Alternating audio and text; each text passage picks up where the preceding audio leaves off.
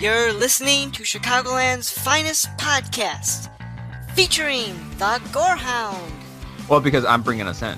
Jen. I mean, it's horrifying because, Cousin Charles. And Nick. I know. I thought I was going to screw it up again.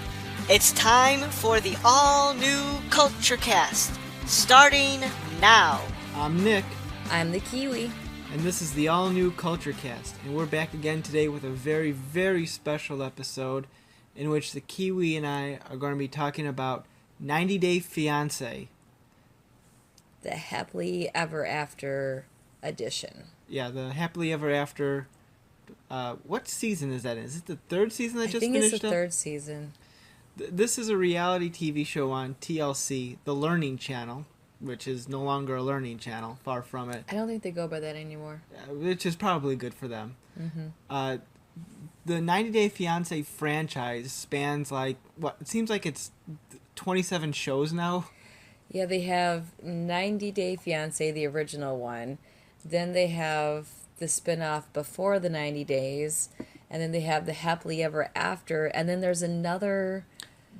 They just announced another one. It's another Happily Ever After, What Now? What Now, which is basically Happily Ever After, because it still follows the couples after they were married. It used to be a web-only exclusive, but now they're putting it on TV. Is it kid-related? No, because Danielle is on there. Oh, that's true. And she's tracking down Muhammad. So I think most of the couples on there are pregnant or they just had a kid. Except, yes, Danielle, who, if anyone watches 90 Day Fiance, is familiar with Danielle and Muhammad. Oh. They were on every season. They became fan favorites, quote unquote, because they were just insane. It was just the train wreck you had to watch. And like you're saying, they just announced a new one. Yeah, I don't know the full details, because you and I were heavily talking about this when we came home from work, that there's a new spin-off that was just announced, which I don't know what it's going to be called. Oh, 90 Day Fiance Over There, I think it's called. I think that's what it's going to be called. I could be wrong. So it's basically the original 90 Day Fiance, but instead of, their spouse coming over to America, they're going to their country to get married. Correct. Yeah, which sounds very much like Before the 90 Days, only my impression of Before the 90 Days, which I don't watch, is that it's a couple's before they're actually engaged. Yeah. Hence Before the 90 Days. It's heavily implied that they're leaning towards engagement, but I don't think all the couples end up engaged at the end of that one. Probably not. No, probably not. So we're getting way ahead of ourselves. We just love the show. Yeah. People who have no idea what we're talking about. Kiwi, do you want to give a description of what 90 Day Fiance actually is about? 90 Day Fiance is pretty much what it sounds. The people get engaged, and the original series of 90 Day Fiance starts off with the premise that they're already engaged. Most of them already have the K-1 visa, also known as the Fiance visa. And so, if you recall, not every couple already was approved for the K-1 visa when it started, such as if you watch the season with Alexis and Alexis did not have approval of his K-1 visa yet, and he was hanging out in Canada, I think, a little bit before it actually came through. So most of the couples, they either have applied or they have a K-1 visa, they come over, and they have 90 days to get married. And at that point, if the 90 days are up and they're not married, then they have to go home. I think so far every couple that we've seen have gotten married before the 90 days. I think some might have been right up to it. And most of the time, this is the longest they have spent together. Because when you're dating someone from another country, you don't have that, let's go out on a Tuesday night. So... And the show that we are talking about tonight follows a few couples who have got married from previous seasons. They weren't all on the same season of 90 Day Fiance. No, they kind of bring back the best of, and whoever wants to come back from the previous seasons there. So today, sorry, I'm trying to reach for my computer here. Today we're going to be looking at, it just finished up, 90 Day Fiance, Happily Ever After, which just confirmed did just finish up its third season. So this has been going on for 3 years, and I think you could catch all the episodes on the TLC. We are seeing next to Max, the Culture Cast hound, who, as longtime listeners of the show know, it's not a real episode until we hear a dog bark. Normally it's Jen's dog, but today we got Max, because he's an avid watcher as well. And we also have the fat cat Indiana with us too, so... So we're talking about Happily Ever After, third season, just finished up. So this is fresh. This is probably the freshest podcast we've had, I think. So we have many couples. It's fresh in our mind, and we have a lot to say. Because there is a lot to say. You can't watch an episode without screaming at the television screen. You know, I want to say that I think the episodes are about 2 hours long, and it probably takes us closer to 3 hours to actually watch it, because we have to pause it and discuss it so many times. We're like, wait, did they actually just do that, or did they say that? And you just can't, like, bite your tongue. You just have to, like, discuss it. Yeah, because a lot of crazy goes down. So we're not going to do our regular segments on today's episode. I know people have been watching the Shark Week episodes, are like, well, what's going on? We need those segments. Trust me, you don't. Cause people are missing out on Man Crush. I know. That's all Gorehound. So we're going to go jumping right into it, because frankly, there's a lot to discuss here. So I have a list of the different couples that we'll go through them. And I think we'll probably get out the ones that we maybe are least interested in right away. I don't know, but we gotta go. So I'm thinking about, we want to start with Russ and Paula. She goes by Pau. She goes by Pau, yeah. But I think it's Paula. Pau. Well, regardless, you want to talk about them first? Sure, why not? All right. So they have been on the franchise since the very beginning. I think they're the last remaining couple from the first season. You know, and we missed, I think, that first season of 90 Day Fiancé, because I don't remember watching their story, but they were on Happily Ever After for the 3 seasons. So this is the third time that we've seen them. Right. I'm ready to be done with them. I am too. And I want to say that viewers feel the same way. You know, we like reading the blogs the next day after the show airs. There's one good blog, which I'll talk later on about, by Erin Miller from Reality Tea. I think that's the name of the blog. She has a very funny write-up, and the comments from the write-up are as hilarious, too.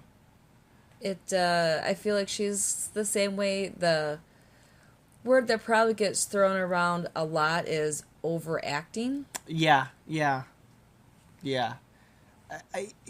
With these reality TV shows, obviously there's a little bit of fiction that's thrown in there to make it more dramatic. And because if the Kiwi and I were on one of these shows, it would be canceled at the first episode, because we'd be boring for a reality TV series. We would. Compared to some of what the shows actually do? I'll bitch slap you. Okay. Well, that happens regularly. But so they gotta spice it up with, like, ridiculous drama, and these two, I think, they have their issues, which I will talk about in a few moments, but they're more or less a stable couple, so anytime they try to inject drama, it just comes off as so fake, or it comes off, mostly in Pau's case this season, as she's a crazy person and no one knows what she's actually talking about. Yeah, she's a drama queen for sure. Not to say they didn't have their fair share of things to be upset about. Like, Oh, for sure. She, I guess we'll just start. let's go right on in. She did have two very, very unfortunate things that did happen this season. She had a miscarriage, and then shortly after that, her grandmother died. Yeah. And basically, their whole storyline can be summed up by those two things, and that apparently Russ was not communicating, even though he said, I tried to ask you. It felt like that came very late in the game. Yeah, I mean, but like they're drama, you know? Yeah. Or like the big, so they went back, Pa was from Colombia originally. And they knew her grandmother was not much longer Yeah. around. So the majority of the season for their story took place in Colombia as they went back to visit Pa's family for the first time in like 4 or 5 years or something. Yeah, I didn't realize it had been that long. They got married 5 years ago. I was looking that up online. So, and so they go back and there's some drama with the family because they don't know why she's been non-communicative. And then they reveal about the miscarriage and all of that. And She was also very unhappy in Oklahoma, which she brings that up all the time. Yes, she does. To set the scene for those who don't watch the show, Russ apparently is like a conservative type of like religious kind of guy. I don't know how religious he is, but he's more buttoned down and and all of that. And she's like the fiery girl from Colombia, kind of like I keep thinking of Modern Family. Oh, Sofia Vargas. Yeah. Character. Yeah. Now Sofia Vargas' character is a little bit more well put together than Pau, I feel, but she has that sort of like, oh, I'm from Colombia, oi, craziness a little bit to her. So clearly very opposites in terms of them being together. Gloria, yes. I couldn't hear her name. Gloria. It came to me. Carmax. Reference no one's going to get. I know. So they're very, very polar opposites in that regard. And because of that, when they're going back, they're blaming Russ, why you haven't been communicative, but it's really her. But the big problem in Colombia is Paul's friend, what was his name? Juan? Juan? Was it Juan? I think it was Juan. Yeah, so what's the story about Juan? Juan, we had our suspicions for a long time that he was gay. And it finally was confirmed, and I have nothing against the gays, but it just sets the storyline for that. I was under the impression that Russ was jealous of Juan, that Juan wanted to date Paula. Yeah. But now you find out that he has no interest in Paula. Juan and Paula are like best friends going back years, and Juan does not like Russ at all. They used to live together. Yeah, they were roommates and everything. And Russ and Juan do not like each other. I'm not sure why Juan doesn't like Russ, because I don't think I watched the season where that rivalry started. Yeah, I'm unclear why they... I get why Russ doesn't like Juan, because Juan's a total a-hole to him. I think Juan feels Russ isn't good enough for Paula. He, But he never even gave Russ a chance. Not to our knowledge, True. Anyway. We don't know what happened in the beginning, but there's a... it felt definitely staged. Paula was like, I want to have dinner with, my husband and my best friend, and we're going to have a great night, and I will stand by you, Russ, if, a fight starts to happen, because in a previous season, they got in, a fight, dispute, and Russ walked away without Paula. Yeah, Paula didn't follow. Yeah, Paula did not follow. She stuck around with Juan. Yeah. So the minute they're in the club and Juan shows up, Russ says, He said something like, "Hey, don't screw up tonight. We're here for Powell," or something like that. Yeah. His tone was completely... He shouldn't have said what he said, but then Juan just took it as an invite to mock and ridicule, and... Yeah. I mean, Russ set himself up for that. He did. I don't think it was that... Because Juan was going like, he physically attacked me. It's like, no, he shook his hand and put his arm on his shoulder, like people do when they greet each other. Did he say that? Along those lines, yeah. It's like, he manhandled me, he grabbed me. It's like, no, you were looking for a reason to start a fight, and you wedged yourself in and made one. I think Juan was flicking... That's how it started. He did the when you're 4 years old, you do like the eyebrow scratch, and it's like your middle finger. I thought that happened after he made that comment. It did happen after. Right, that's what I'm saying. Like, Russ made the comment. Oh, yeah, must made the comment. And then Juan was doing the... I think the comment... I'm not touching you. Yeah, the comment opened the doors for Juan to be a jerk. And there was one thing I wanted to smack him, because Juan was... Oh, no, Paula was doing a photo shoot, and Russ was going to visit her during the photo shoot, and Juan was visiting her first. And to set the stage, Paula is trying to, for those who don't watch, is trying to make it as a model in the U.S. So she's constantly modeling in very risque clothes, and of course this shoot she was actually painted. Yeah, and Russ, of course, is uncomfortable with it. Which, after all this, they've been married for 5 years. I don't know, Kiwi, if you were doing something like that and I was uncomfortable with it, after 5 years, I think I would have either A, made my peace with it, or just accepted it and gotten over it.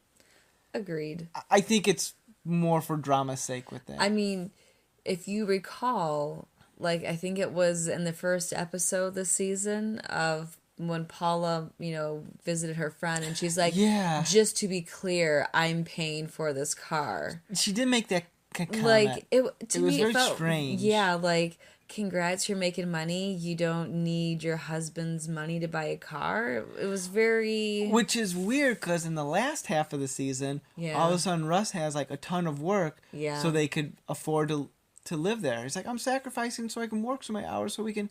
So, Which is it?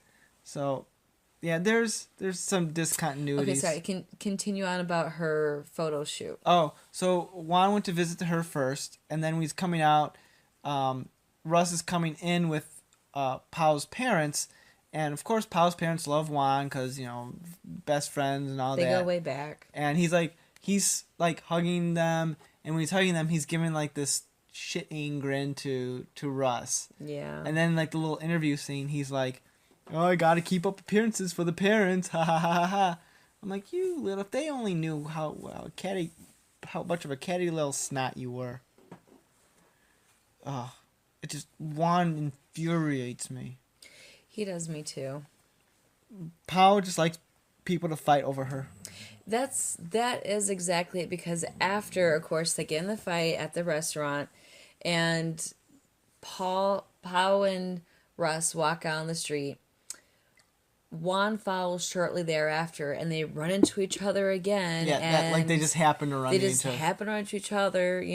Juan knew Russ and Pao were outside, and, they're kind of getting a little bit of an altercation, and then, of course, they go back to the hotel, and oh my God, the overacting. Pao with her, don't make me choose between the two of you, and yeah, she just wants to be fought over. How can I think if you won't shut up? Yeah, it seems so fake and so staged, and you're like cringing watching this, and you're like, So, let's move on. I'm ready for them to be done. I feel like the story is just spinning the wheels with them. Everything is over dramatic, and not like realistic over dramatic. Not that anything in the show's realistic per se, but oh, it totally is. But it's just kind of like you just sit there and you just sigh, waiting for their scenes to be over. Yeah. But I will say congrats that she's pregnant. Yeah, they just announced on social media that she is expecting a second kid, and supposedly Juan is supportive of it. He's very happy. I've heard that too. So we'll see. Maybe they'll be back next season on... Maybe Juan will be the godfather. That'd be fun. Well, we'll find out. So let's move on to our next couple. This one's probably the hero of the season, arguably, is Molly and Luis. Now, I don't remember their story either. I think I missed out on when they first appeared. Yeah, I don't know when they first appeared either, because we missed that one. Yeah. So Molly she's a single parent, has 2 kids. One that's junior high age, 6. Oh, no, because she's living with her boyfriend. No, I'm talking about the younger one. Oh, no, the younger one. How old's the younger one? She was pretty young. She just seemed like she was in elementary school. Okay. Maybe like mid to upper elementary school. 3rd, 4th, 5th grade. Yeah, that's what Somewhere. I'm thinking. Yeah. So, and another one who is, I think, a senior in high school. Yeah. So, Molly had met this guy, Luis, when she was on a vacation, and they got engaged, they got married, and they had a great time. Then they came here, and he turned into, I don't know, garbage, lazy person. I don't know how it went when they were dating, but, he obviously did not want to be a step parent, and Molly really wanted him to be a step parent.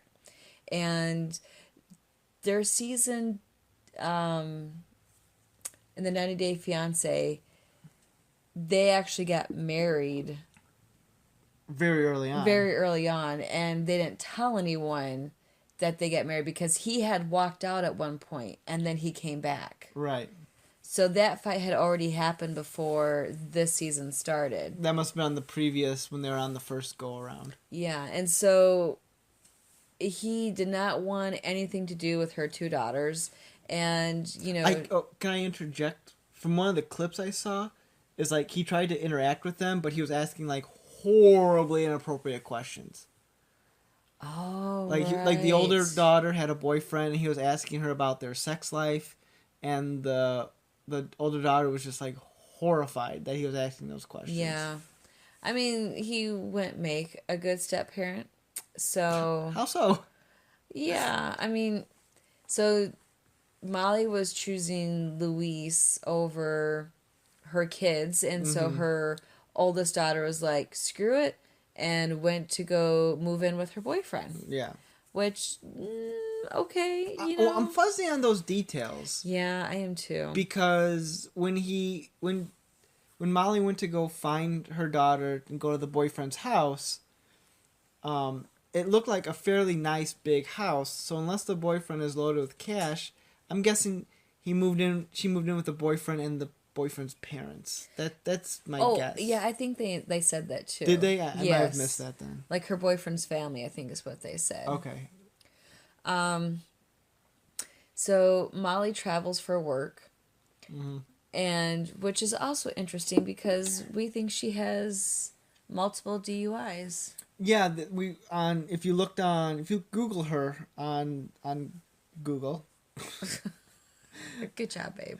It's calling Austin Powers. Let myself introduce you to myself. Okay, move on. It seemed like she had like multiple DUIs and her license was revoked. And many times you see on the show, someone is driving her. But then as the season went on, she started driving herself. But the impression given when the season was videotaped and shot and edited versus the dates when you Google her arrests and all that, it doesn't jive up together. So I don't know what the story is there. But yeah, she has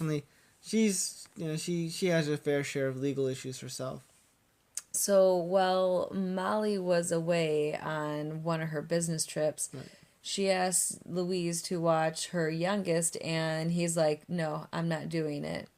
And so she had to call her mother over to help watch the kid. Right. And it just went really downhill from there. I mean, the kid was fine on the trip and the mom watched it, but when Molly came back, her and Louise were not on the same page. No, he wanted nothing to do with the kids. And she's like, dude, if you're married to... She says dude a lot, if you noticed. If you're going to get married to me, you better, step up and help out around the house, including watching the kids. And you and I had a discussion about this before bed one night, because clearly we had nothing better to do instead of going to sleep, was that I think you were saying, like, what did Molly expect in that he become a parent immediately overnight? Yeah, I mean, we didn't watch their season, but it seemed like they didn't know each other as well as maybe they should have. And it was love at first sight. They hurried up and got married, and she's like, by the way, I have these kids, I want you to be a parent to it. And he's like, No, he wanted to party. And Molly just seemed like she expected this instant bond to happen between Louise and her kids, and that was not the case. And here's my, not counterpoint, because I agree with you, but my thoughts on that. When she asked him to watch her youngest for the weekend, that would have been the perfect opportunity to bond. But instead, he just want to stay in the room all day and not come out. But as the season went on, because we're going on a while about this. Yeah, longer than I thought we would about this couple. I guess there's more to it than I thought.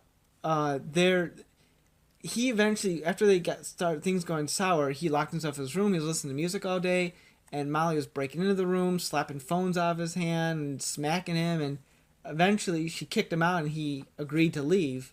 And then he just disappeared. She goes to the lawyer with the hairpiece. I don't think it's a hairpiece. I think it's a horrible dye job, and he had his hair combed forward. Either way, hairpiece, bad dye job, it did not look good. No, did not look good. She goes to get a divorce, which I guess he signed off, not a problem. Right. I don't think he was after green card. I don't think he was after her money. I think they had this instant attraction to each other, and then reality set in. Mm-hmm. And we'll have to see how the divorce proceedings go, because she may be financially responsible for him. Some weird rules on that. So I wonder if they'll be back. More than likely, they'll be back on a What Now segment. I don't see them coming back for a Happily Ever After. Happily Ever After, because apparently in real life, Luis is trying to sue the show. Oh, right, because he didn't like the way he was portrayed on the show, right? There's a whole list of things he was complaining about. And in the tell-all, one of the other couples somehow was buddies with Luis. He mentioned that also Pedro talked to him, too. Yeah, Pedro and David. Two of the other husbands and other couples. And so David's like, I'll call him. And he goes on the phone, and he's like, who is this? Hi, this is the host. We're on the tell-all. Like, I can't talk right now, and he just hung up immediately. Yeah. So. Because he did answer. He goes, hey, Mr. David. Yeah. Yeah. So, because Luis did not show up for the tell-all, because he probably wants nothing to do with any of this. So, yeah. I will say this. Molly did kind of redeem herself towards the end, because she started to repair the relationship with her oldest daughter a little bit. She has work to do, and apparently Molly has another younger boyfriend already. So. Oh, they did say that? Yeah. On the tell-all. Oh, I must have missed that part. But hopefully Molly is a little bit smarter this time, and hopefully she's able to, at least Molly acknowledge her mistakes. If not, happily ever after. That's true. Well, who knows? He may not be a immigrant. But at least Molly acknowledged her mistakes and is trying to atone, but it's going to be a long way for her with her kids. So, all right, let's move on to everyone's favorite sad sack, David and Annie. Do you want to give the rundown on David and Annie? Sure. David moved to. She's from Thailand, right? I think it was. Yes, Thailand. Yeah, David moved to Thailand several years ago, and After he got divorced. and he runs into Annie, which we're a little unclear on how they met It because was either through a friend or at a sex bar. yes, so that's close. Maybe it was a friend introduced them at a sex bar. I don't know, but It's they the ping pong balls. ping pong. They seem like real opposites to me. I mean, David is, I think he's like 49 years old. He has kids, grown kids who have kids, so he's a grandfather. Annie is 25 years old. She really wants kids, and he's already had a vasectomy, which he said he will try to get reversed, but That's never it's not sure a thing. guarantee, and he's unemployed. He's been smooching off his best friend for years, and finally his wife said, no more money. He's deluded. Like he had a very good job apparently beforehand. I can't remember what it was, but I know he did well. He had to have to move to Thailand and not work for several years. I don't think he was working in Thailand. Probably not, unless he did odd jobs here and there. But he got, like, I think he got divorced and laid off all within a short amount of time. The probably two are probably connected, but so he was depressed and moved to Thailand, and but now he wants to come back and get back in the workforce. He's been away from it for X amount of years, so he's behind the times, and No one wants to hire no one wants to him. hire him. And one of the camera crews followed him onto an interview, and Which I don't understand. yeah, it's a little weird. I don't Like, get it. If you had a serious interview, why would you bring the camera crew with? Yeah, there's a lot of questions with that. Maybe it was a reproduction or something, or who knows. But maybe the office, he asked him, listen, I'm on the show. Do you mind if they come along? But during the interview, it seems like he totally intentionally tanked it because the supervisor, whoever was giving the interview, asked him a logical question. What are your goals in life? And his response was, now, logically, let me back up. Logically, you would think, what are your career goals? But instead, he says, oh, I need to please my 25-year-old wife. Yeah. And the guy who was giving the interview was like, okay. That's not where I was going. I mean, if David has held a high position before, you would think he would know how to answer a question or how not to answer a question. And shouldn't he have, I know it's been a couple of years, but shouldn't he have some contacts or... Well, I thought that was a contact. I thought this was someone who knew someone or someone that he knew and did do the interview as a favor. Maybe you're right. I don't recall, but still, I mean, you'd think if he was that big of a deal, like, he'd have still some friends in the industry. I don't know. I love it how, like, he's always perplexed when first they move into a firehouse, which honestly, it seemed kind of badass. I'm not gonna lie. I wouldn't mind living in that firehouse. For those who are new, Nick is a big Ghostbuster fan. Oh, well, that is cool. I didn't think about that. Oh, That's really? not what I was going with. Oh. Well, when they first announced we're going to live in a firehouse, I'm like, ooh, this is going to be awful. But when they actually showed it, it's like, oh, this is not too bad. It's a kind of a cool downstairs big garage area you had as well. Everyone has 3 mortgages. Yeah. Everyone has to... But, and you had a pole. You could slide down the pole every day when you go to work. I could take baby girl on the pole with me. No. But the rent was what, $1,000 a month, which is not bad, especially for a firehouse, I would imagine. But he's like, I don't know how we're going to afford the rent. I wasn't expecting to pay rent. I can't believe he's charging me rent. Well, yeah, you dummy. Yeah, it's his friend who gave him all the money.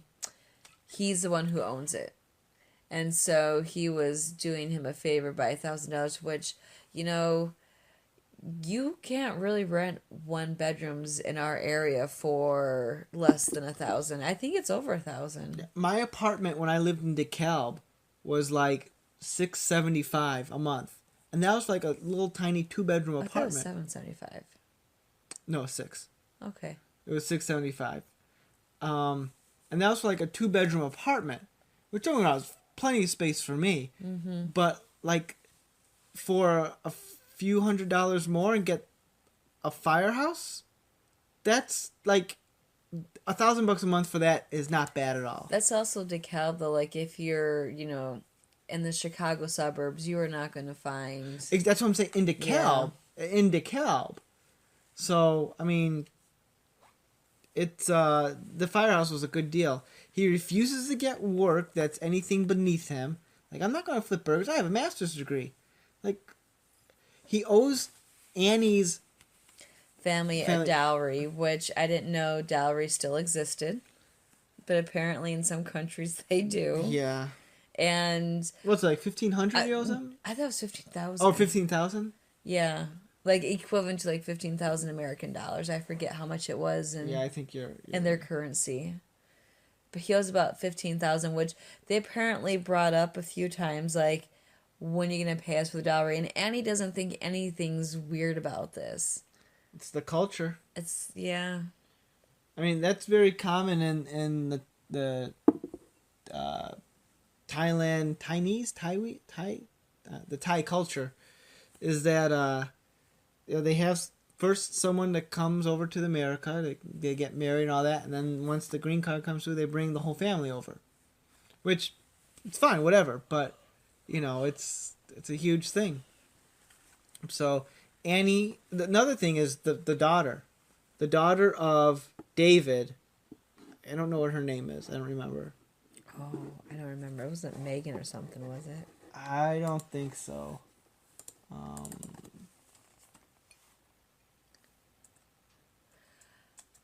David, I think, has 2 kids, a son and a daughter, and yes. The son was actually shot in the face. Yeah. While they were filming.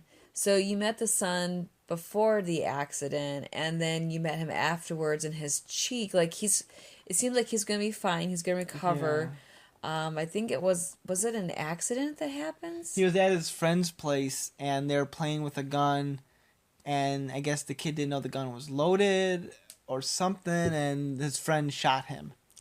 Yeah. So he's extremely lucky to have survived, and he moved down to, was it Texas? Yeah, with his mother. Somewhere down south, because the mom had better insurance, and she was... Well, she probably has insurance. That's true.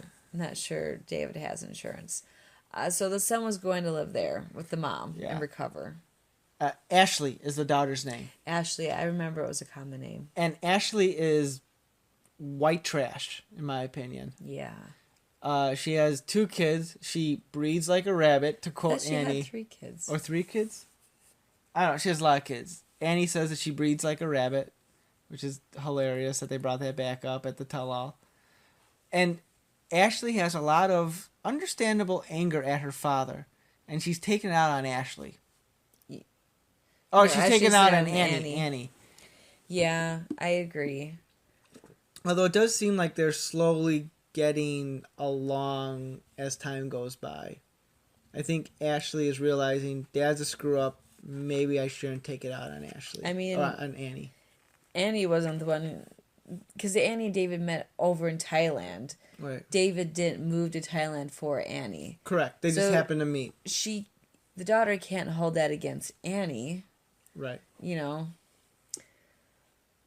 And then, if you recall, David's sister came to visit. And who looks exactly like David. Yeah, she looks like the female version of David. And she rented a place like for a week or something because there was no room for her to stay with them. Yeah, something like that. Which was a little weird. But it sounds like she has money. And she did not give him any money. No. Because she said to him, no, I'm not giving it to you. I'm not going to enable you because we'll just be back at this here a year from now. Dave's like, I wasn't expecting that. He is absolutely a lunatic. That he thinks that people are just going to magically hand him money. I want to live in the world that he Is that imagines. not how it works? It'd be phenomenal. And this was a little strange too. So the friend ends up selling the firehouse, and he sells it, and they have 2 or 3 days max to get out of there. Yeah. But he offers them a solution that he can go live in the apartment where they have storage. One of those big storage facilities, like well, I was going to say AAA, but that if you don't live in Elgin, you're not going to know what that is. But the big storage units that people have. Yeah. The guy owns one of those complexes, and so he said, David, you can live in the apartment above the office with if you agree to work at the place. He could either pay rent and have a job somewhere else, or he could live there for free as long as he worked in the storage facility, and he chose the latter. Which is probably the smart move for right now. But it's hilarious when the kid, who inevitably is going to be David's supervisor. Oh, yeah, God. How old was he? He was very young. College age at most. Yeah, he looked like he was a fresh 18. He was saying, like, he was giving a description of the apartment. Well, there's no stove, but there's a hot plate. But there's a shower. But you're going to take a 3-minute shower. Yeah, you got hot water for about 3 minutes. Annie was PO'd. She wanted to go back to Thailand right then and there. I would not be surprised if we find out that Annie went to Thailand. Even the tell-all, she's like, I go back to Thailand with or without you. I don't like it here. Mm-hmm. I think we should wrap up this one. Yeah. So, he's a sad sack. I mean, he looks like a dope. I feel bad for Annie, but I don't, because she got herself into this. Like, what was she thinking, wanting a kid with someone who was unemployed, had a vasectomy, twice her age, and David lives in La La Land. So, he's, oh my God. Tell me how you really feel. I love on the tell-all how he was giving everyone else advice. Oh my God. You know, the tell-all, what? I was going to say, just for you guys to know, at the end of the season, all the couples get together for a final episode or two where they do what they call a tell-all, where they recap the whole season, and all the other couples rip on each other. Yeah, let he be without sin cast the first stone, and they did not follow that rule because they would rip on each other. All right. So we're going to move on to our final 3 couples, because this is where crazy gets notched up. Yeah, if you thought it was crazy before, I think these last 3 are. Whew. So we're going to come back to I think the new fan favorites. They might replace Danielle and Mohammed from the previous seasons. George and Anfisa. This is a complete hot mess. In the previous season, the idea. George is mid to late 20s. Anfisa's 21. She's from Russia. Young. Very attractive. Likes to wear the tight dresses to show off the goods. She's very materialistic. The first season with her did not paint her in a good light. Like, George couldn't do anything without her yelling at him to come back here and bring me my red makeup bag. Yeah, she screamed that so much she almost sounded like possessed. Yeah. It was very demonic when she would scream at him. Yeah, she almost didn't come to America because George didn't pick up the phone at the right time because he was working, quote unquote working. George led the impression that he was filled with riches, and Fisa wants someone to take care of her completely. Yeah, she made that known. It wasn't like she came over and she's like, buy me these things. She, from the get-go, she made her intentions known that she wanted a sugar daddy. Yeah, may not be a great person, but she was honest. You can't argue that. No. George kind of oversold his wealth, and inevitably they had problems. At the end of last season, Anfisa was kind of looking like the villain of sorts.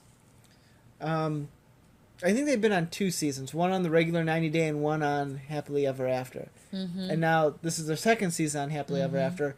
And in a shocking move, the narrative flipped. Yeah, where you're almost like, you feel bad for Anfisa, and you're like, George, you're such a moron. George is a compulsive liar. He can't go 2 minutes without lying.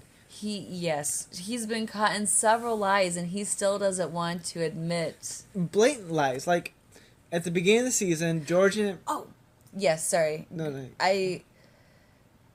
After you tell the setup, I have a comment. Okay. But you need to tell your setup first. George and Anfisa were separated at the time.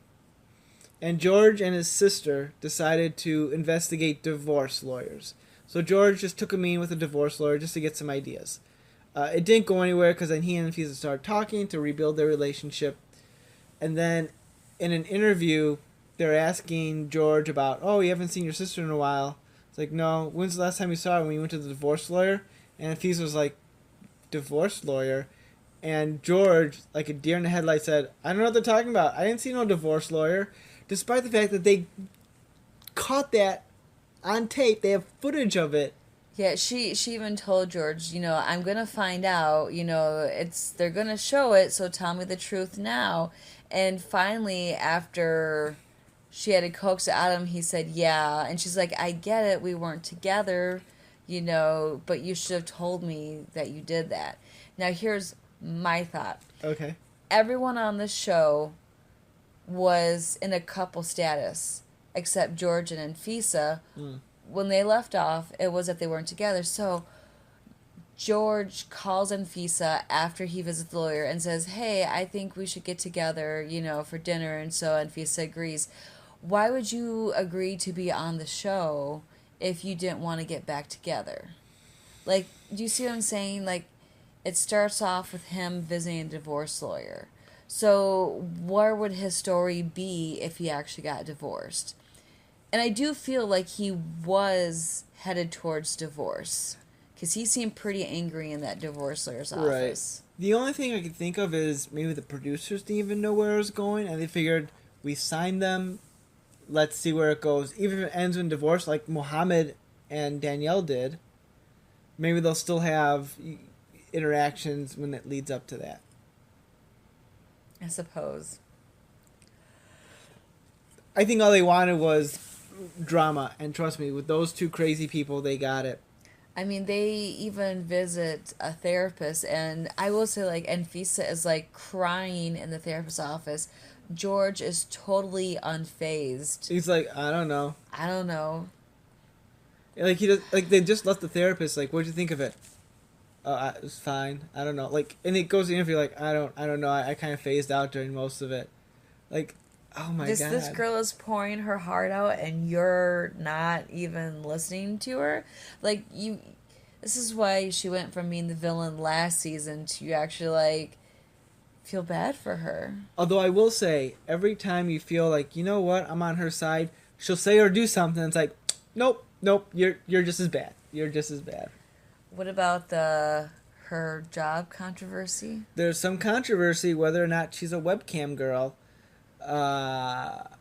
We looked this up last night. We actually did not watch the video link, but we watched a video of someone searching for the video. I didn't see what you were looking at. Yeah, I didn't watch the official link. I watched a video of a guy Googling it and showed very small clips from it. Now, I don't know if it was Photoshop, because you can't look at something and believe that it's true, but she did, on her Instagram page, she has this belly button ring, and in the webcam video, she has the same belly button ring. Now, I don't know what the odds are that two people would have the same belly button ring. Yeah. And it does look extremely like Anfisa. Yeah, and they're very defensive about it. Like, they don't want to talk about it, and this got brought up because on the previous season's tell-all, George and Anfisa were not together at the time, and he was like, he implied that she was a he's hoe. like, ask her what she does for a living. Ask her what she does. It's embarrassing. It's degrading. Like, he implied that she was a prostitute. which I don't know. At least something in the sex act industry. Yeah. And it seems like she's a webcam girl. And I don't know how much you saw on that web, because I honestly I didn't watch it. The only clip that I saw was it looked like she was starting to take off her shirt, and then the clip stopped. So I honestly don't know how the clip ends. I was just wanted to see at least a screenshot to see if it actually did look like her, and from what I saw, it really did. I don't know. They did not like talking about it because it got brought up again, and they were like, "We're done. We're done talking about this." Next question. So, we'll see if they're apparently according to social media they're still together. So I don't know how much of this is an act. There is some controversy because right now George is on trial for trying to traffic 200 pounds of marijuana, and George may or may not have a daughter out there, which. Should be, 10, I think they said? Yeah, a girl from high school. And I'm getting mixed versions of the story. Like, some say George has not had any contact. Others say that he has had contact with the girl, that they've hung out a little bit. I think my understanding is after the baby was born, or right before the baby was born, George did buy some baby gifts. So they're saying that George is the father, but he also could be a good friend. I mean, it's seeming like George might be the father. Right. The big thing is whether or not George was going to get a paternity test.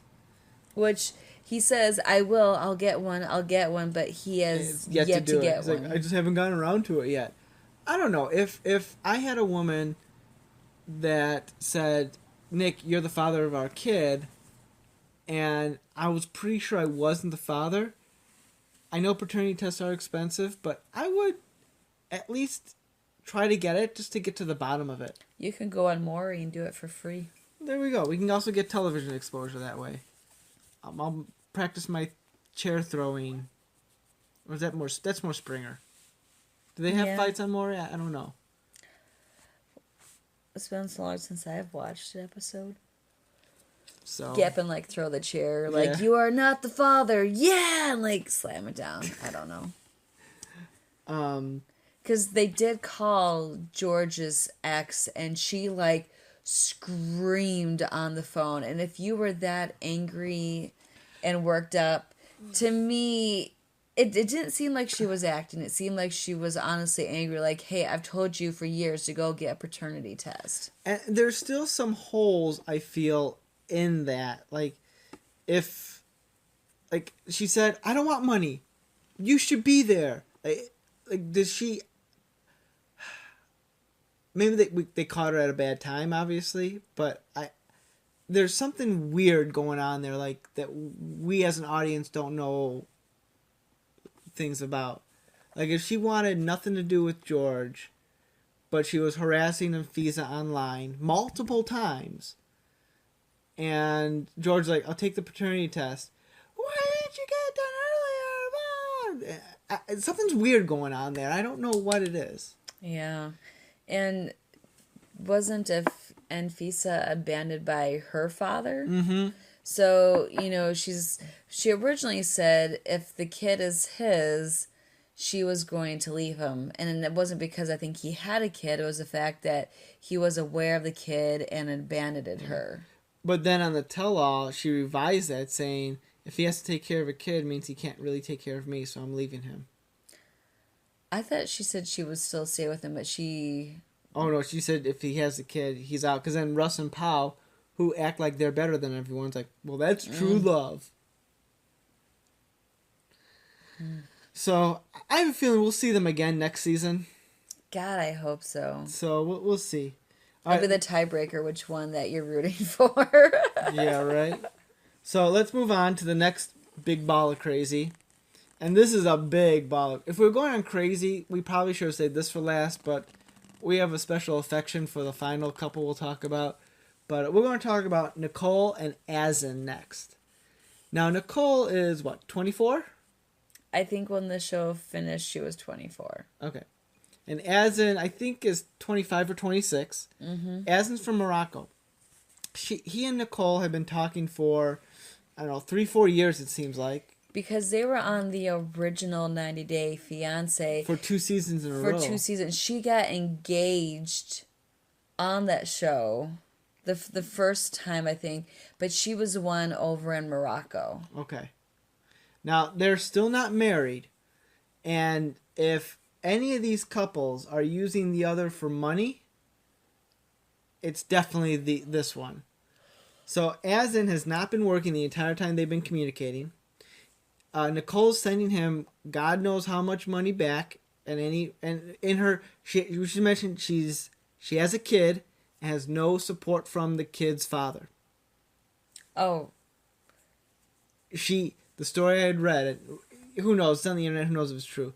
But the story I had read was that she went out to meet some guy she met online, flew across the country, got knocked up, and the guy's like, no, I'm not doing anything with that kid. You're on your own. So, and doesn't she work like at Starbucks?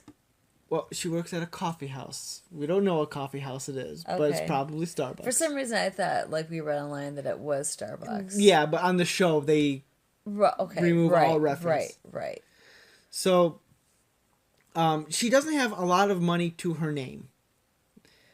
And she was able to save money, though, and able to send money to Azin. And he always and wants... afford a studio apartment. Yeah, well, she's able to get by, but she's not rolling in it. So she is giving all this money back to him, and because of that, he wants more money.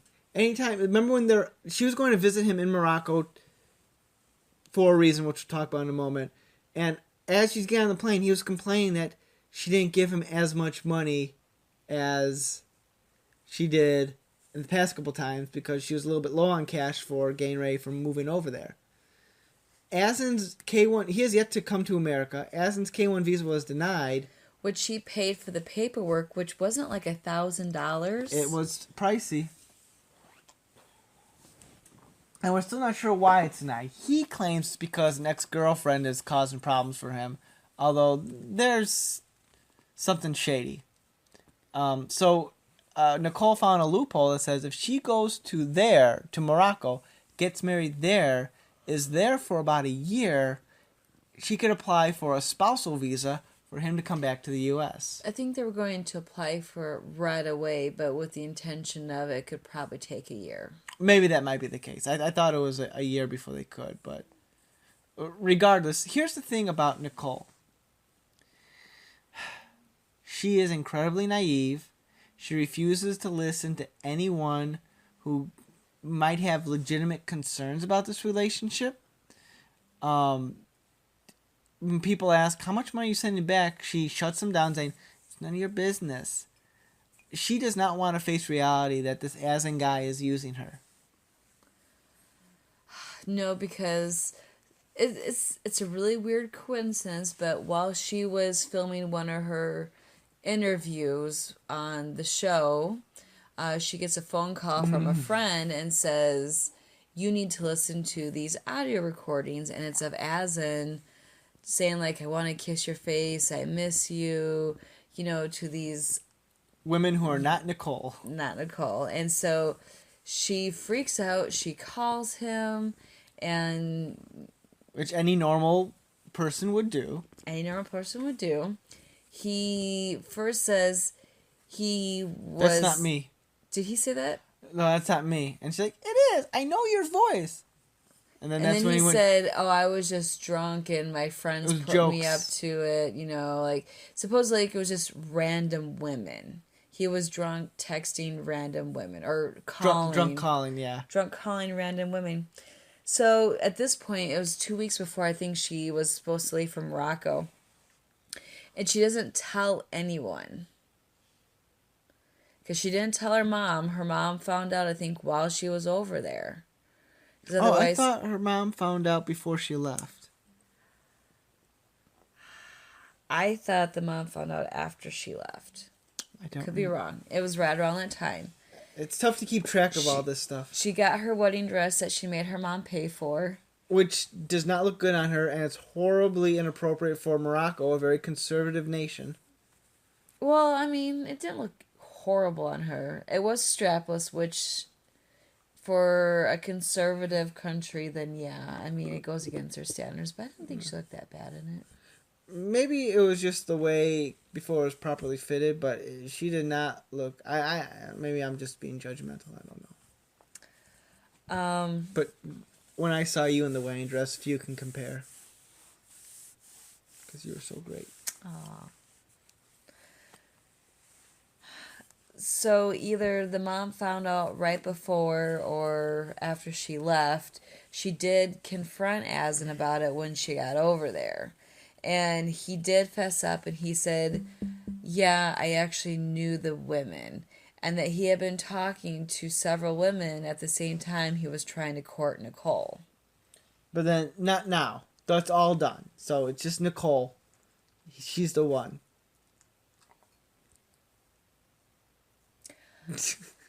Yeah. Let's talk about their weddings. Wait. Right. So they go file the paperwork. She has everything she needs except she has not an original copy. So yeah, some form she had a. It was like a police report. Yeah. And she had like a photocopy. And they needed the original, and so they couldn't get married. The sister of Asin, who was bankrolling this, ended up losing $6,000, and she was not happy. Understandably so. So what they had to do was go and get the proper paperwork, and then they're going to push the wedding back. And then this time, Asin and Nicole were going to, pay for the bill. And what happened then? Krista? Oh, I mean, who's Krista? Kiwi? I'm sorry, what was the question? What happened after they got all the paperwork and were planning the second wedding that Asin and Nicole were paying for themselves? He backs out of the wedding. Yeah, they made a joint decision. They made a joint decision, which they missed their scheduled interview with the producers. Right. And so, like, hours later, the producers finally tracked him down. Nicole looks like... Devastated. She looks completely devastated. Asin looks cool AF. Yeah. And they're like, it was a mutual decision, it's a lot of money, and because they go to a tasting, and the tasting they found out was going to be like $300 a table, and if they have 15 tables, they're like, oh my god, they're like, Well, I should say Nicole didn't seem to care about any of that. Asin was like having a heart attack every time $1 was mentioned. Nicole's like, those dresses are pretty. Not to say that that wasn't on her mind, but the way they edited it. Right. And so, this is so good. Uh-huh. Do you want to say it or do you want me to say it? Go ahead. Okay. So, they decided to postpone the wedding again because they didn't have the money to really do it. And everyone's PO'd. And Nicole's mother comes by because she had scheduled to come for the wedding anyway. And she's like, I'm still going to go over there. And Nicole's like, why are you coming, Ma? You don't need to come. Oh, God, Ma. Because she wasn't happy that her mother came. And all of a sudden, Nicole says, oh, yeah, we're going to open up a makeup store. And the mother's like, what?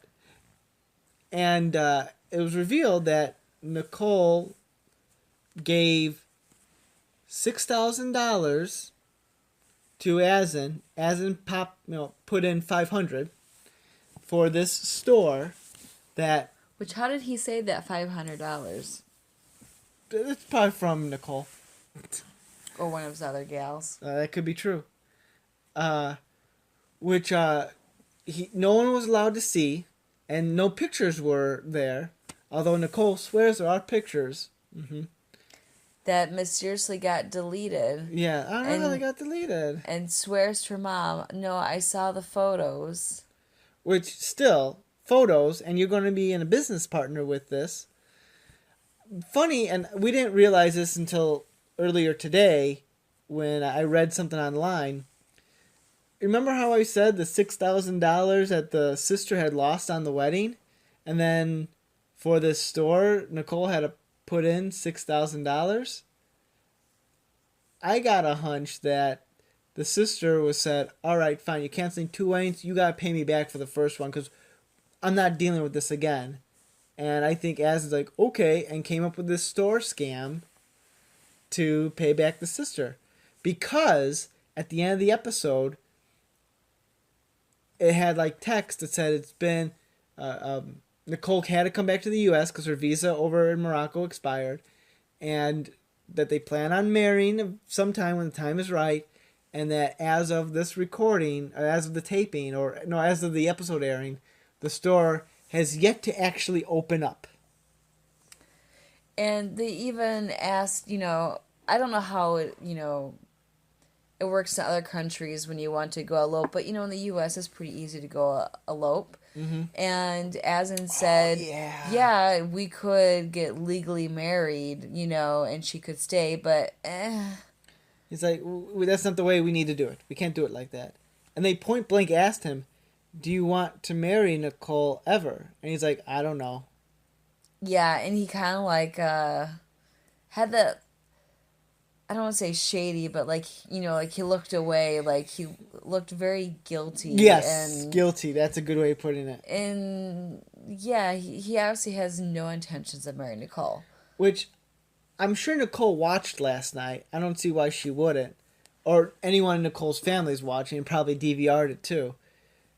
After seeing that, why would you stick with the guy? But I guarantee you, she's like, oh, well, you don't know what you're talking about, people. Az and I have true love. Which, can I say something that's absolutely scary? I feel sorry for Nicole's daughter. Oh, yeah, that she calls him dad. Nicole had been dating this guy since the daughter was maybe 1, maybe a little before 1. 1-ish, yeah. And so right around the time she learns to talk. And she has been instructed and has been calling Az and daddy.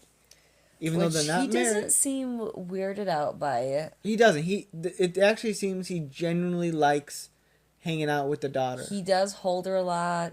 He smiles with her. I think it's genuine. It doesn't seem like it's an act. So I'll give him credit on that. But maybe he just likes little kids. That came out wrong. I mean, likes, He's not a pedophile. Yeah. Yes. Didn't mean to imply that. Because of the implication.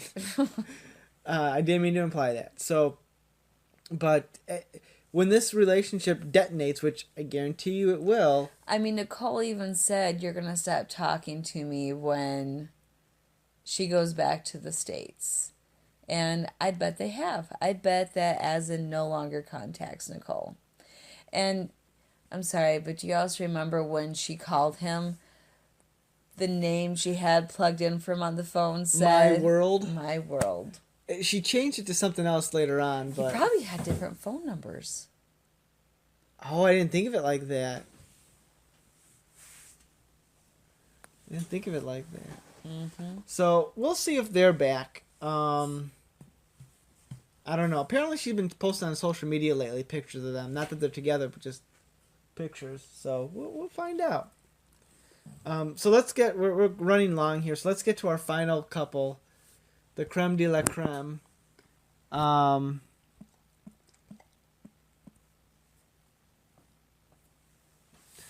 creme de la creme, Chantel and Pedro. Now this is the 3rd time that they're on Happily Ever After overall. The first regular 90 day, and then they've been on 2 tell-alls.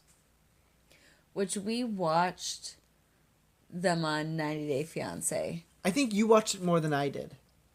Their whole relationship started off... On a lie. And so... Pedro's from the Dominican Republic. Chantel's from a crazy-ass family. And Chantel, she puts a lot of this on herself, though, because she brought Pedro over, and I think she said, "This is my friend," He's on a student visa. he's on a student visa.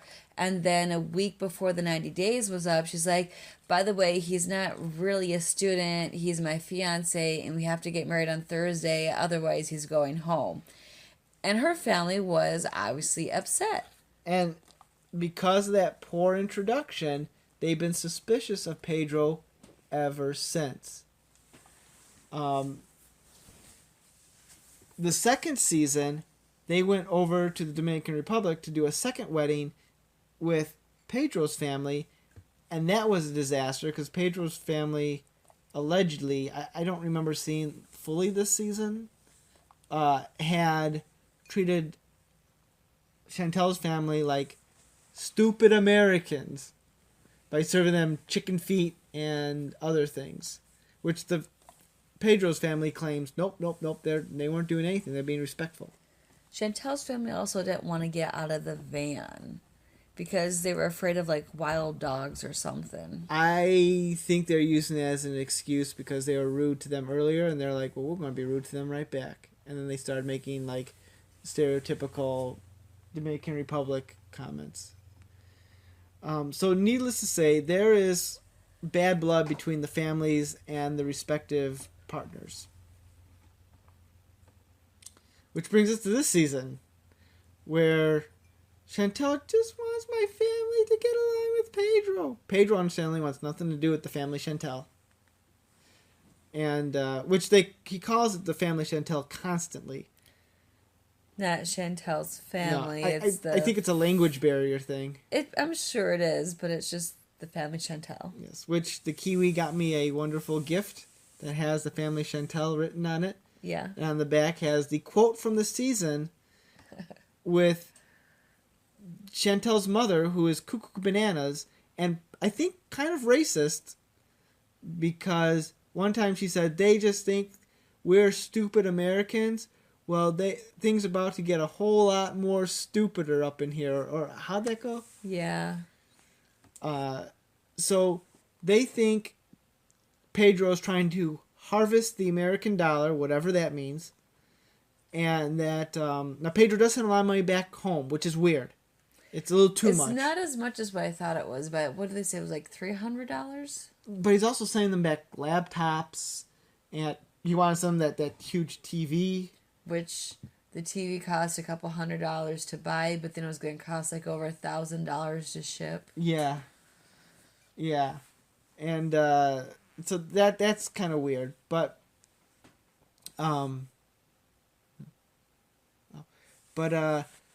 this season started off with them going on a camping trip where they may have tried to kill Pedro. Not really, but it looks like we're going to go for a walk in the woods. Pedro, don't go. You may not come back. Which doesn't go over well because Pedro got really drunk one night and at a wine tasting and started talking about how he plans on going back to the Dominican Republic and starting up a business, which everyone's like, say what now?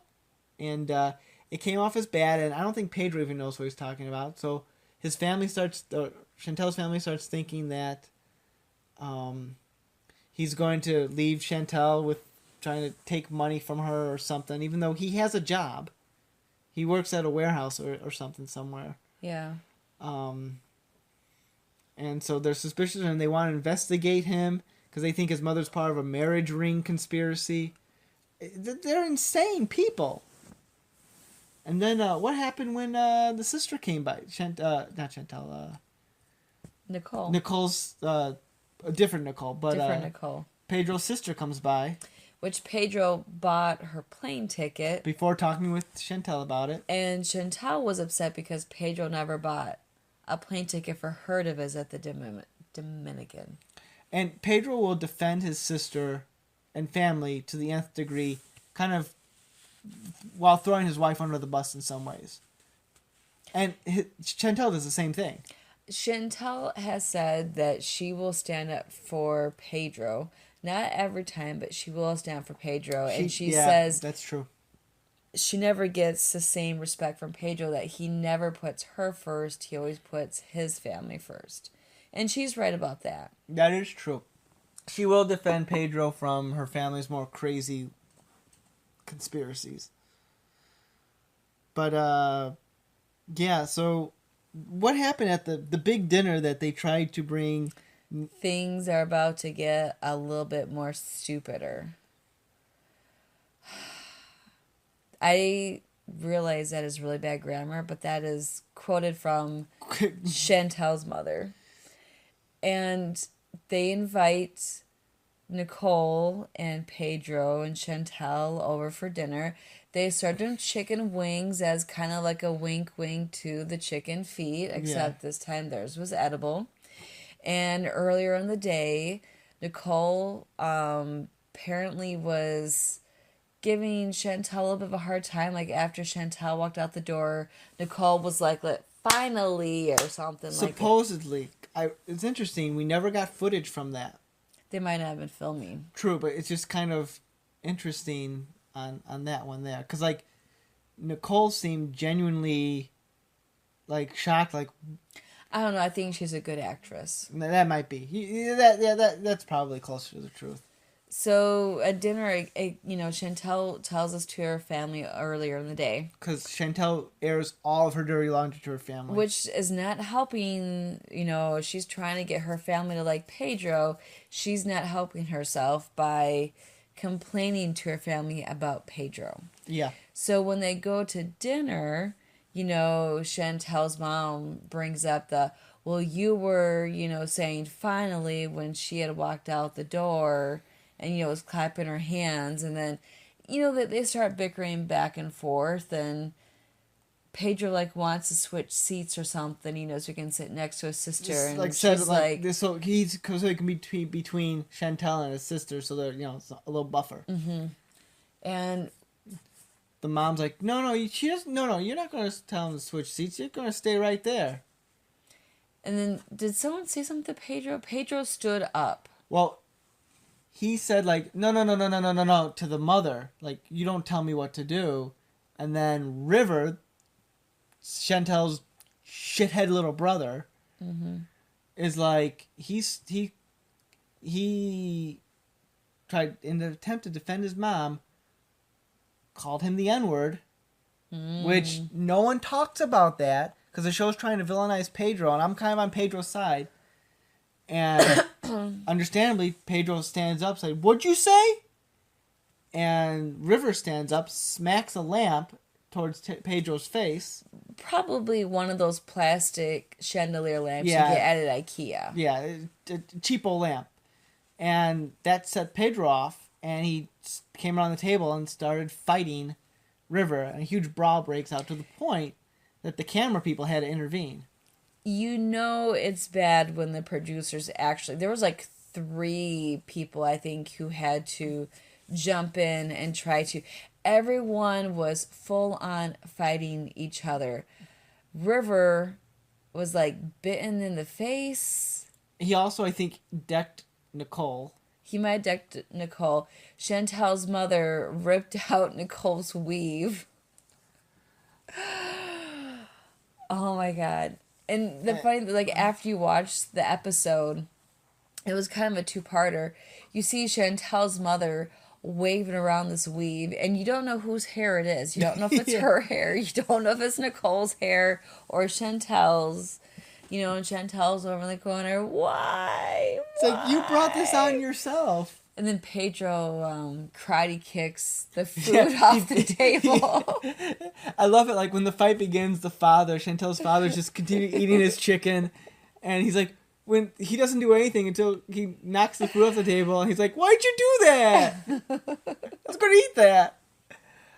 I mean, and oh my God. I'm sorry. Pedro should not have been goaded into that. But they set him up. They set him up knowing exactly that's what they wanted to happen. Mm-hmm. They just think they're stupid Americans. They are stupid Americans. And I guarantee you the mother is racist, because every time she says something mockingly in a Spanish accent, "I'm not no loca. Sorry, through your hueva outa." She might just be drunk too, but she's quoting Isaac Newton at the tell-all. Yeah. And she quoted it horribly. She could have just said, for every action there is a reaction, but like she tries to go into more details and she just Like everyone's like watching like, what the heck are you talking about? Even Chantel's like, you got to be kidding me. I mean, her eyes said it all. Yeah. And can we talk about Chantel's wardrobe? Or lack thereof. She likes to show off the goods.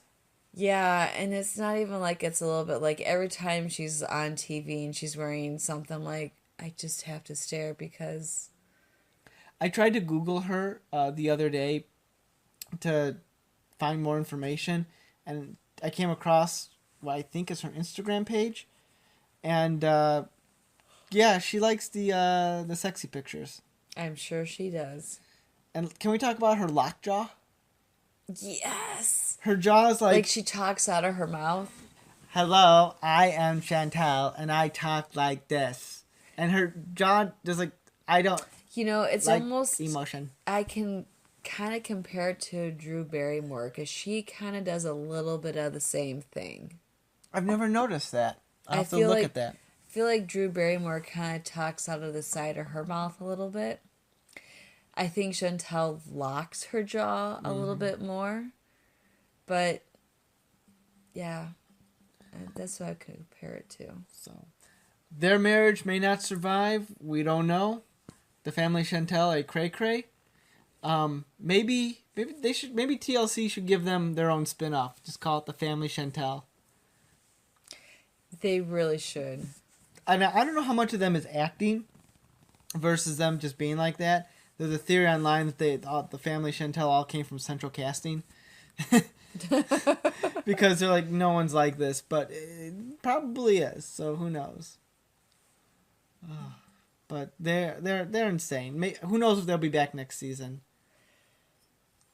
Yeah, the on the tell-all, I don't remember if you said specifically, but you know they had the parents on there, and that's when she was quoting Isaac Newton. Yeah. And Pedro had originally, when he found out that they were video chatting with Chantel's parents, had stormed off stage. He's like, I don't want to talk to them. Yeah, I don't want to talk Family Chantel in video chat. You know, and he said he loves his wife, but he may go back to the Dominican, and it was unclear of if it was like a week's vacation, 2 weeks, or Right. if he was going back there permanently. You know what's hilarious is like he made the comment how after all this went down, his mother suggested they should get divorced, and the family's like, "Oh, so you're going to get divorced? I'm sorry, Family Chantel, that's what you want too. Don't spin this like Pedro's the villain." I think I'm Team Pedro on that I'm one. totally Team Pedro. Pedro's not great, and I don't know what his deal is with this business he wants to do back in Dominican Republic. That was kind of weird. Maybe it's just a pipe dream that he wasn't ready to really realize yet. But, yeah, it's it's you know, we should really record ourselves while we're watching the show. We should do like a live... like a commentary. Mm-hmm. We can do that next season. It's going to be like 3 hours because we have to stop and start it. Right. So, I don't know. But that's... Listen to us on your next 3-hour road trip. Yeah, there you go. So, we've only scratched the surface. There's so much more going on with these crazy people. I mean, there's a lot of things we didn't discuss about each couple because, oh my god. Plus, we didn't talk about the Pau and Fiza rift. Yeah, I mean, we'll just drop that they got in a fight during the tell-all. Based on a fight that they had the previous season. And I'm on Anfisa's side with that one because... Pau acts like her shit doesn't stink. And she is a drama queen. Mm-hmm.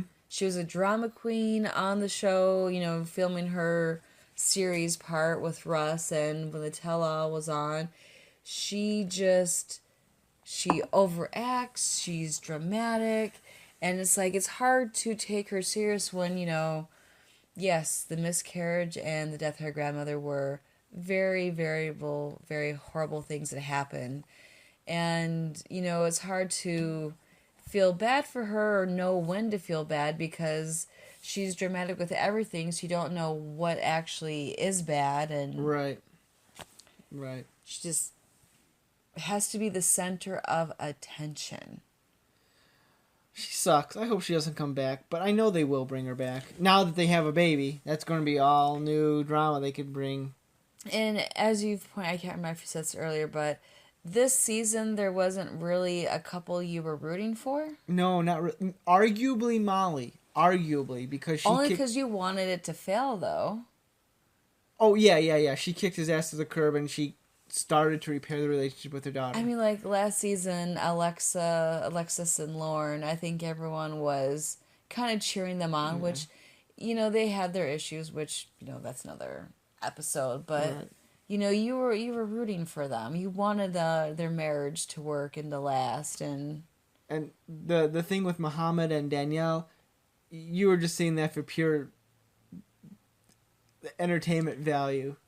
But this season, like, it was an exercise in human misery. It almost makes me not want to want me to quit the show. oh no, you're not going to quit. I know I won't, but, like, it's just, they gotta have a hero couple to, like, to have you root for someone. Maybe they thought they were going to have a hero couple. I mean, yeah, I guess they never quite know, but I don't know. But if forever who's listening, 90 Day Fiance, please, no more live episodes. That was a disaster. Yeah, because they did bring on, like, the bloggers, and they did bring back Danielle and Lauren. Too many guests. And there was a lot of guests. And they the host was terrible. Very short interviews, which I am convinced, though, they did cut that one interview. Yeah, because he was going off the deep end. He was like swearing left and right, and then they didn't even give him a chance to say goodbye. They're like, okay, we're out of time. Moving on. Just cut him off.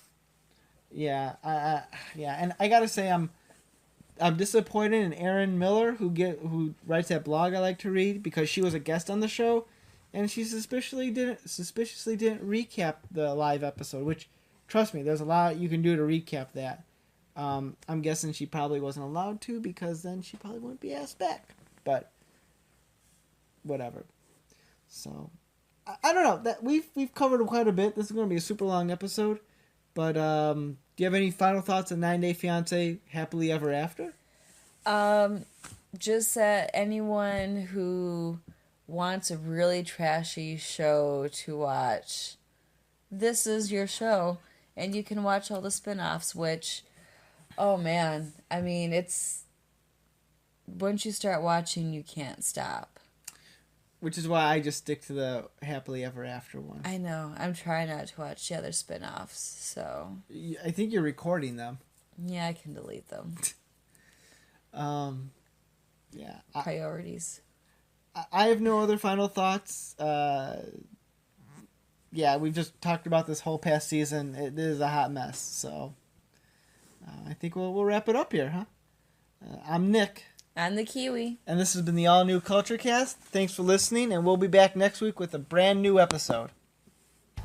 You've been listening to the all-new Culture Cast. Check out our blog at znculturecast.wordpress.com. Send us an email at nick.culturecast@gmail.com. We'd love to hear your feedback, comments, and requests. Follow us on social media. Theme music by bensound.com. The all-new Culture Cast, a saltwater production. Original material copyright 2018. Thanks for listening.